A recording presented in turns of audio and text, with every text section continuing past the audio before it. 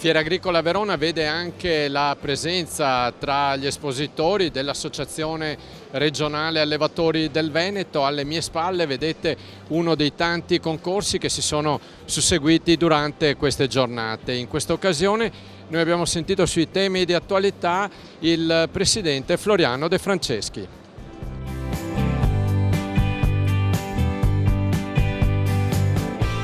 Floriano De Franceschi, presidente Ara Veneto. Fiera Agricola Verona è un momento importante anche come presenza per voi, non solo per gli operatori, ma nei giorni dove potranno venire tutti a visitare si renderanno conto che i temi su cui lavorate da tempo, primo tra tutti il benessere animale, sono tangibili.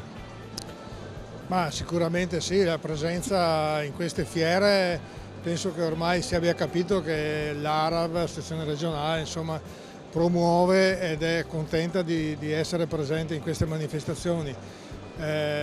Oggi abbiamo fatto parecchi convegni legati a queste dinamiche, a quale futuro può avere la nostra zootecnia.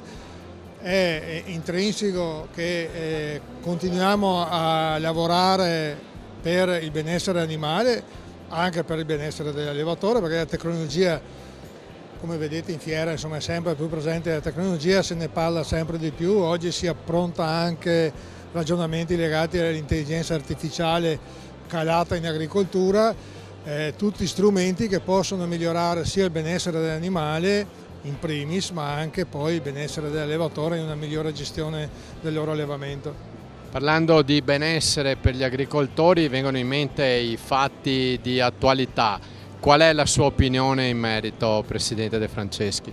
I fatti di attualità diciamo che sono in qualche maniera condivisibili. Io sono un allevatore in primis, quindi vivo anche sulle mie spalle e sulle mie tasche le problematiche che stanno vivendo un po' tutti. Se dicevo che stamattina, se abbiamo comunque un prezzo del latte e della carne che comunque ci può dare un minimo di soddisfazione, d'altra parte abbiamo costi di manutenzione, macchine, siamo una fiera agricola quindi è giusto anche sollevarlo, macchinari che hanno aumentato i loro prezzi del 30%, è difficile compensare l'aumento nostro del prezzo del latte. Quindi quando c'è questo problema, quando gli allevatori comunque si muovono, ripeto, noi come associazione tecnica facciamo il possibile per dare una mano con i consulenti, con i tecnici, per migliorare la sostenibilità anche economica delle nostre aziende, però più di là di un certo punto non possiamo arrivare. Qui poi tutte le dinamiche che subentrano a livello europeo, smaltimenti, concimazioni, quanto più se ne possa mettere vicino, creano comunque delle difficoltà a noi.